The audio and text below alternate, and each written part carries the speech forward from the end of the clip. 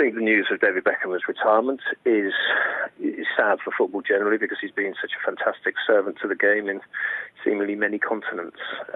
He did so much for Manchester United, and then just showed that an Englishman could go and play abroad, because there's been a shortage of top-level professionals going abroad and doing well. I think it's perhaps the right time. I saw a couple of his last matches for PSG, and he didn't look like he could necessarily control a game as he could in the past. And was he 36, 37?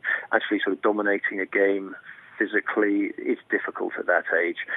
So, younger players were running past him, and maybe he realised the sounds of times were not going in his favour. So, but it's sad, and he should be remembered as a fabulous professional on and off the pitch, a great role model for young players because of his hunger to keep playing. Knowing David Beckham's ambition, he'll probably Prime Minister.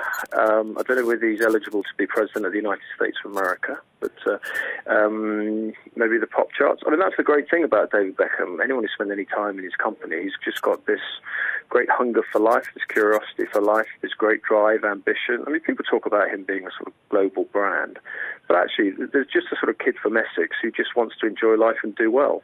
I hope he still stays partly involved in football. We ran a piece about 3 weeks ago saying that the Football Association would use him as an ambassador, and that he would almost mentor some of the good young players coming through, which I think is a really good idea.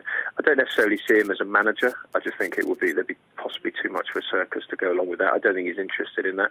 I just hope he stays in the game to an extent, maybe doing his soccer schools, or maybe just teaching people how to take good free kicks.